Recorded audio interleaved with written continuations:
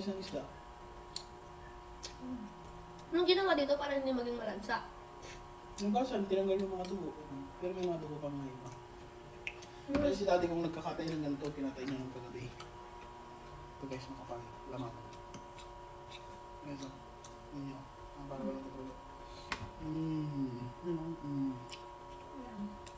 Pasok mo dito. Ano? Okay. Sarap ito pag may kanin.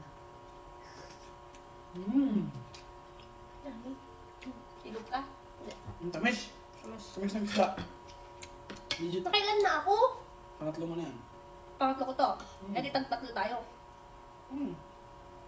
Ano guys, yung pagbilang ko kanina 7. Makikita mo sa video. Video? Yeah.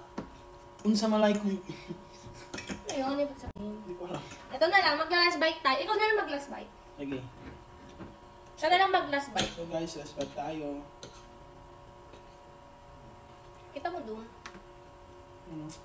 Look at this. Sarap ito ba? Ewan ko, ang sarap. Kilawin ba?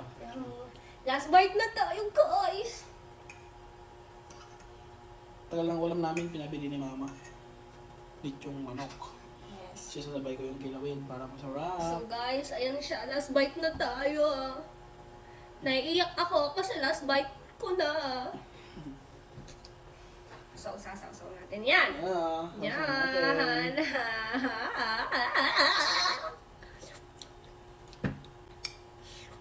Madadal talaga siya pag nagpa-vlog. Ako tahimik lang. Madaldal din siya, guys. Pag sumurok ka. Those white boys. Ako? Sa'yo yan. Kain yan? Babawi ako sa tilaban. Ano mo gawin mo sa tilaban?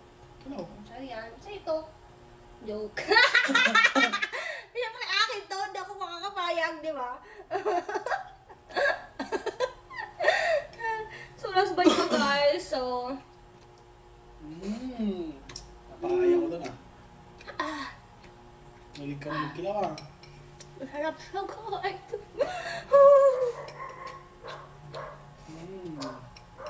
Mitnik.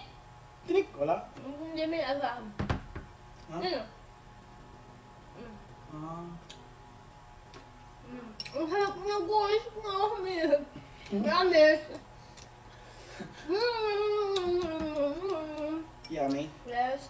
Gagana ko ng kilawin. Guys!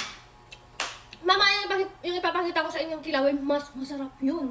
Magaling gumawa si Ali ng kilawin, guys, kung alam nyo lang. May sibuyas.